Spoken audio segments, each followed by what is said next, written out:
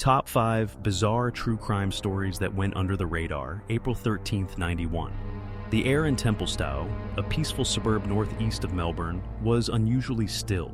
The Chan family's house, a modern brick home tucked at the end of a cul-de-sac, sat beneath the soft orange glow of a streetlight. Inside, Karmein Chan was dozing in her bedroom. Her husband, John, had already fallen asleep. Their 3 daughters, Karmein, 13, Carly, 11, and Karen, 9, were winding down after a night of movies. Then came the sound that would fracture their world forever. A faint creak, followed by a low scrape of a window sliding open. Before anyone could react, a masked man stepped through the frame, dressed entirely in dark clothes. He wore a black balaclava and carried a large knife. His voice was calm, too calm, as he told the terrified girls to stay quiet. He called himself Mr. Cruel. He bound the younger sisters with cord, their trembling bodies frozen in fear, and told them not to scream. Then he turned to Karmein, the eldest, and whispered something none of them could hear. Moments later, he led her out of the room and into the night. By the time the police arrived, she was gone. Detective Sergeant Michael Croucher was one of the first officers on scene. He would later recall that the silence in that house was heavier than any he'd experienced.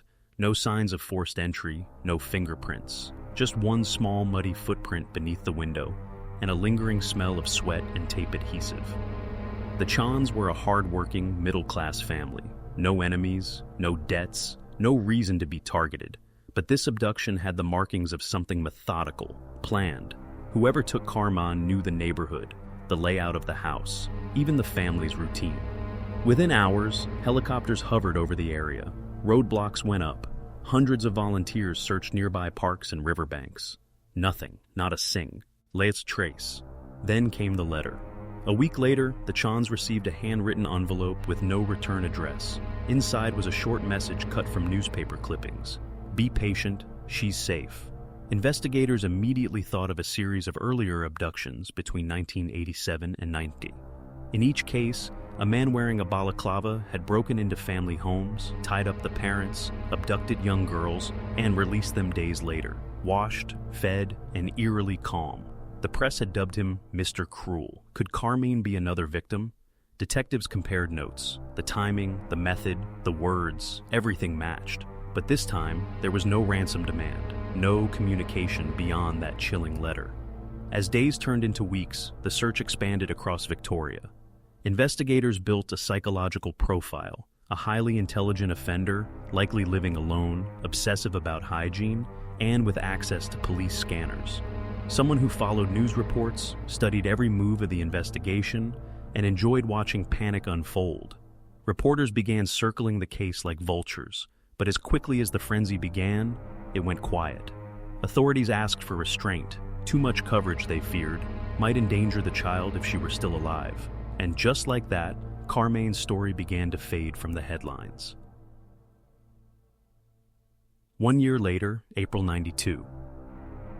A man walking his dog through an overgrown paddock in Thomastown noticed something glinting in the dirt.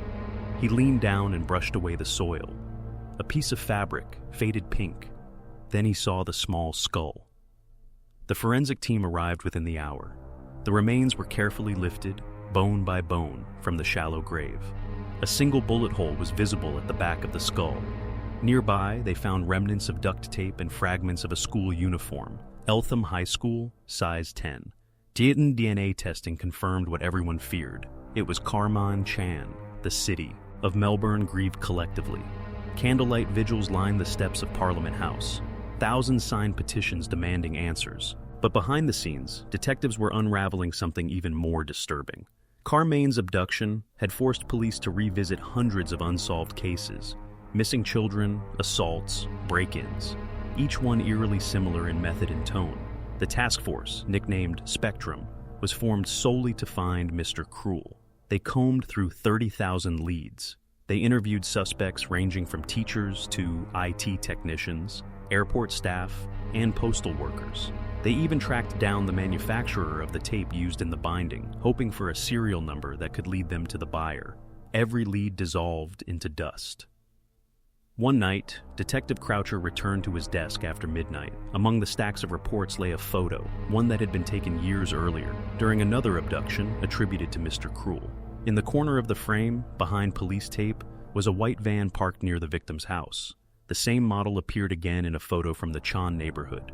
Different victims. Same type of van, same timing. The license plate was unreadable, blurred by motion, but it was enough to rekindle the hunt. Detectives began cross-checking vehicle registrations, tracking down owners who matched the profile. Single men in their 30s to 50s, no family, odd work hours. That's when they found one name that hadn't appeared before. A man who lived less than 15 minutes from both abduction sites. But when police arrived to question him, his house was empty. Inside, they found something even stranger. A small basement hidden behind a false wall. And on that wall, meticulously pinned with thumbtacks, were newspaper clippings of every single Mr. Cruel case. When investigators stepped into the narrow basement beneath the small weatherboard house in Lower Plenty, the air was thick with damp concrete and dust. The space was no bigger than a single-car garage, but every inch of wall space was covered in something. Newspaper clippings, Polaroids, handwritten notes, and maps. Pinned in the center was a large chart. At first glance, it looked like a timetable, rows and columns labeled with dates, times, and neighborhoods. But then the detectives noticed the red X's drawn across certain dates. Each X lined up perfectly with one of the known abduction nights. Detective Croucher leaned closer. The handwriting was small but precise, almost surgical. At the bottom of the page, one phrase was written over and over again. Clean, quick, quiet. The team photographed everything, bagged it, and sent it to forensics. But there was one thing that no one could ignore. A small wooden box on the workbench. Inside were dozens of cassette tapes, each labeled with a code, K87, L88, K91. One of the labels read simply, TC. They didn't have to guess what it stood for, Templestowe Child. The discovery sent a wave through the Spectrum Task Force. Was this the breakthrough they had been chasing for years? The homeowner, Anthony Jones, a pseudonym used by investigators, had vanished 3 days earlier. His car was found abandoned at a highway rest stop. No signs of struggle, no trace of where he'd gone. When they canvassed neighbors, most said the same thing. He kept to himself. He was polite, quiet, sometimes seen late at night loading tools into his van. He claimed to be an electrician, though no one had ever seen him working. Detectives pulled his employment records. The company he listed didn't exist. His tax file number traced back to a false identity. Whoever this man was, he'd built his life out of lies. And then, the lab results came back. The handwriting from the basement, a partial match to a note found near another crime scene from 1990. The fiber samples, consistent with carpet found in the home of one of the victims. The duct tape residue, identica, alchemical composition to the tape used to bind Karmein Chan's sisters. It was all there, except for one thing, DNA. Despite exhaustive testing, no usable genetic material was recovered. The killer had been meticulous. Even the cassette tapes contained nothing but static. It was as if he had wiped his fingerprints, his breath, even his existence from the evidence. Detective Croucher couldn't shake the feeling that someone was watching the investigation unfold, that Mr. Cruel was always a step ahead. And in the days that followed, that feeling became more than paranoia. On May 6, 1992, just 2 weeks after the Thomastown discovery, a letter arrived at the Melbourne police headquarters. The envelope was unmarked. Inside, a single sheet of paper typed in perfect alignment. "You're chasing the wrong man. I told you, she was the last. Close the file, or another family will pay." There was no signature, no traceable ink, and no fingerprints. But at the bottom corner, embossed faintly into the paper, was a watermark. Xavier Grammar, a private boys' school less than 20 minutes from the Chan residence. Detectives visited the campus quietly. They reviewed security footage, payroll records, maintenance staff lists. Nothing unusual stood out until they reached the archives. In 1908, the school had filed a complaint about a break-in. Someone had stolen uniforms, photographs, and student records. The culprit was never caught, but the timing aligned perfectly with one of Mr. Cruel's earliest known attacks, when a young girl had been found wearing a private school uniform that didn't belong to her. Coincidence? Maybe, but the list of coincidences was growing too long to ignore. Meanwhile, public interest in the case had reignited. News crews camped outside the police station, journalists demanded statements, and every radio station in Melbourne buzzed with theories. Was Anthony Jones still alive? Was he really Mr. Cruel, or just another twisted admirer of the case? Behind closed doors, the Spectrum Task Force began re-interviewing previous victims, those who had survived earlier abductions. One of them, now in her 20s, revealed something she had never told anyone before.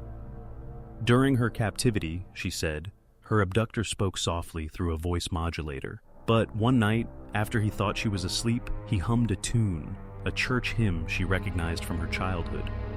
When investigators cross-checked the melody, it matched the school anthem of Xavier Grammar. That was the moment everything shifted.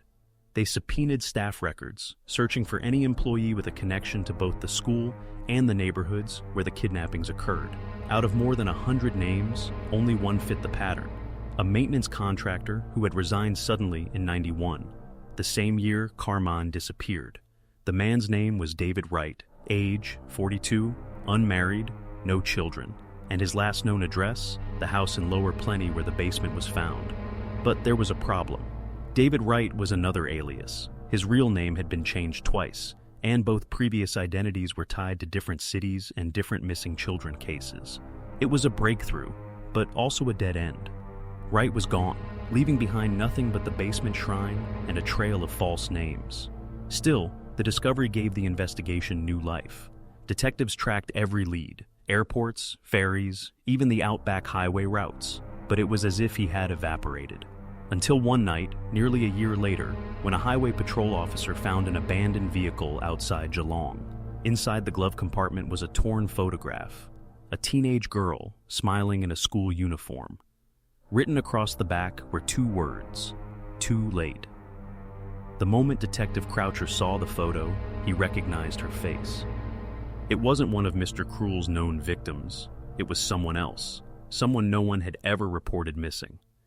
And that meant only one thing: the timeline of the crimes was wrong. The police had believed Karmein was his final victim, but the evidence suggested otherwise. There was another girl, another abduction, another family that never knew who took their child. And that's when investigators realized Mr. Cruel never stopped. It was mid-93 when the truth started leaking through the cracks. Detective Croucher sat alone in his car outside the station, the torn photograph on the passenger seat. The smiling girl's face stared back at him. Brown hair, school uniform, mid-teens. No match in missing persons, no parents looking, no one asking questions. She didn't exist, and that was impossible. Forensic analysis dated the paper stock to 1985, 6 years before Karmein Chan's abduction. That meant Mr. Cruel had been operating longer than anyone realized. The crimes the media knew about were just the visible tip of something far older and colder. When the lab enhanced the background of the photo, a faint logo appeared on the wall behind her: SC Airport Storage, Sydney. The case, once thought to be confined to Melbourne, had just widened by hundreds of miles. Detectives traveled to Sydney and traced the name to an abandoned self-storage facility near Mascot Airport. The building had been closed since the late 1980s, its locks rusted, the walls tagged by graffiti. Inside, rows of storage units lined a corridor that smelled of mold and dust. At the end of the hall, Unit 47 had a different padlock, newer, polished, untouched by age. They cut it open. The door groaned, the sound echoing down the empty corridor. What they found inside would become one of the most haunting discoveries in Australian police history. The small room contained a single folding chair, a metal tripod, and an old VHS camera. On the concrete floor was a map of Melbourne, marked with red circles and arrows. And in the corner sat a small, rusted filing cabinet. Inside were school photos, dozens of them, from different cities, spanning more than a decade. Most were labeled with the same careful handwriting found in the basement in Lower Plenty.